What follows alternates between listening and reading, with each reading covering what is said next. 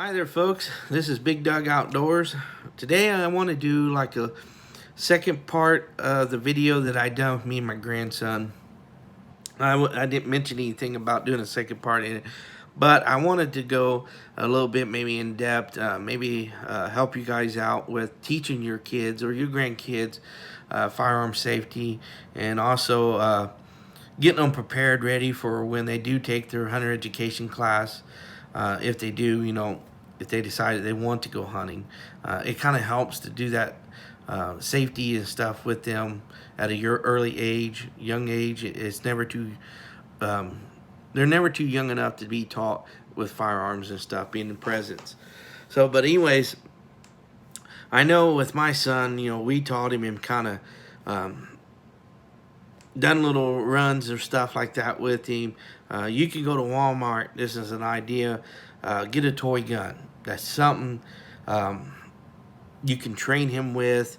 That looks real, and teach him at a young age with toy guns. Don't aim it at a person. It's not fun shooting them at people and blah blah blah. Go on with that. And then when they get older, they'll know, when they do handle a real firearm, okay, well, mom and dad taught me this at a young age about handling these, so I have to handle them the exact same way. And also, teach them that a gun, no matter if it's loaded or not, you need to treat it like it is loaded at all times. But with our son, like I said, give him a toy gun. Your kids, train them with that. Use a toy gun for example. I would try to find something that looks as real as possible as a real gun, so that way they do know, and they might think, and don't let them play with that gun. Keep it put up. Kind of treat it like it is a real gun, so that way they will think it's real. When they're little. And then also when you train them and everything, set the handgun. If you use a handgun, which I recommend doing, set it up in somewhere like a closet with the towels are, and they go in, they take a bath or they shower on their own. They come out to grab a towel. Oh, there's a gun laying on the towel.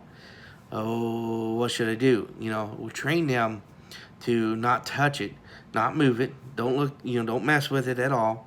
If it's in your way, you come and get mom or dad or an adult in the house that you're in, and let them know, hey, there's a handgun here. I was always taught not to be messing with it.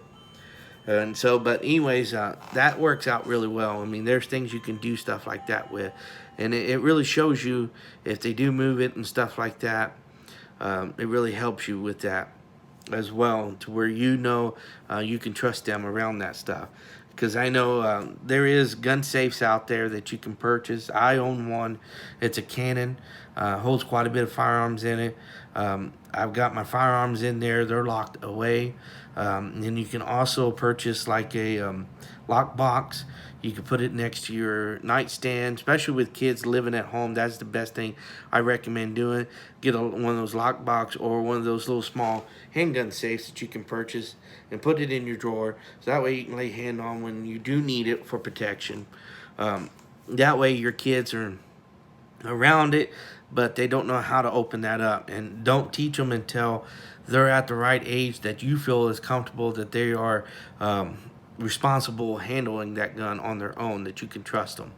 I know my son, he didn't know my gun safe or anything until how to open it or anything until he was about 12 years old.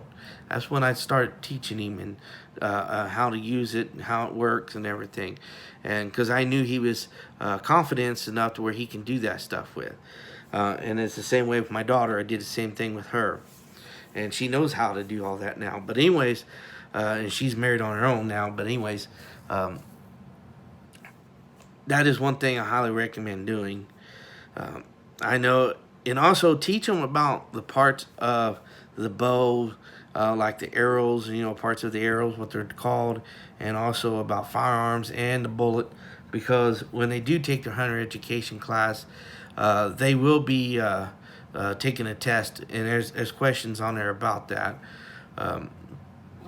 Excuse me, I know when me and my son took the test, I took it with him, even though I'd already took it once before when I was in middle school. But I wanted to do it again, to renew it. Um, I think that's a good idea too as an adult. And if you took it at a young age, maybe redo it when your kids take it. So that way it kind of helps you out because there's some things can just be different on each test and everything that, or maybe something new that's been brought up. But with that being said, I did take it again for my son. And when he did take it, he knew all the answers to that stuff. He knew what the parts were called and all that. And also, when I went hunting, there was times I would take him out and he was set with me in the ground blind with me or something like that, which is really good to start a kid out hunting. Is in a ground blind. That really helps them because they are moving and everything. Kids don't sit still very well. But anyways, that is an idea, when you do take them out hunting to do. But anyways, and also get to know your laws and stuff with using ground blind. Because I know here in Indiana, you have to have, all four sides have to have a foot square orange on them.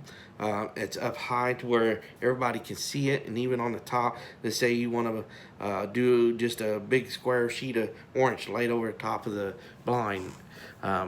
You have to have that on public land and private land. And long as you have it on the ground, you have to do that. But if you've got it 4 foot above, up above the ground, standing off the ground, then it doesn't have to have any orange on it. But anyways, with that being said, learn your laws before you take your kids out hunting and stuff like that. And also teach them how to find those information out and everything out there, the laws, because they do change. I know, for instance, last year in 2019, I had a young man come up to me and told me, he said, "Hey, Doug, man, did you realize that they passed a law in Indiana? They put a bag limit on bluegills." Well, when I looked it up, after he told me this, I went in to the website, couldn't find nothing. And I did not know how he found this out. He never did tell me. So the best thing is each year, get on the phone with like a game warden or something. I know here in Indiana we call them DNR officers, but get on the phone with the local game warden and ask them about any new laws, because they will tell you there's some new laws getting introduced with fishing or hunting. It's kind of good information to learn that as well.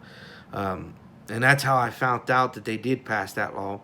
But the DNR officer I talked to, he told me, he says, "Doug," he says, "I recommend you go ahead and start practicing that law, because he didn't know when they were going to, when it was going to be introduced to the public.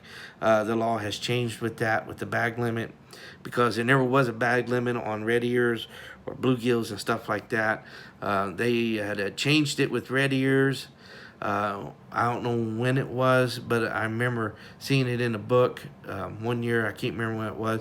But then they just now added in 2019 a bag limit on bluegills. So that's another thing. Teach your kids about the laws with hunting and fishing and stuff like that.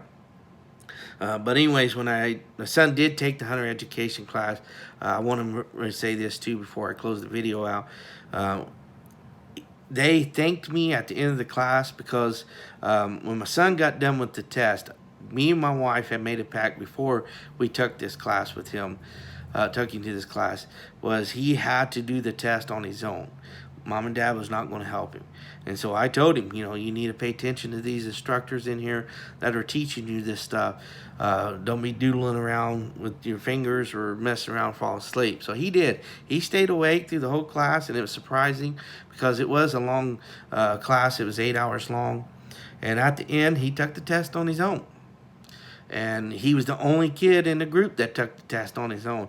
I'm pretty sure that was the way it happened, because I know the instructors had told me that there was nothing they can do. They couldn't fail him because of that. And I think that's wrong, and that's where those parents failed their kids by not letting them do it on their own. So I highly recommend letting the kid do it on their own. And if they fail, oh well.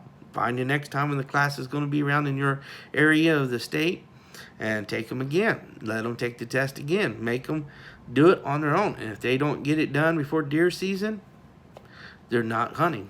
I know there's youth hunts out there, and they don't require the youth to have their their hunter education class to do these youth hunts, which I think is wrong. To me personally, I think they should, if they're going to go youth hunt, especially with a firearm.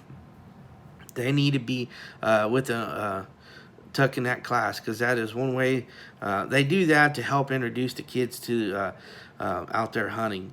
So, but anyways, with that being said, I think it should be mandatory, no matter if they're a youth or not, for youth hunting to take those classes. I think that should be changed on my end, and I know I may catch some thunder for that from people, but personally, I think it's the right way to do things.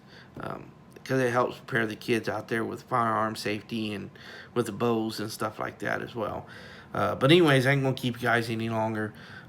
If you do watch this video, thank you guys again for watching it, and I hope it helps you guys out, maybe give you some ideas or something, or if you guys got any ideas out there that I can do another video about with this topic, because I don't think one video should be it with this topic, especially with hunting out there with youngsters. I think it should be a lot more stuff involved with that, teaching them about hunting ethics and also about safety and also respect of law enforcement and all that as well.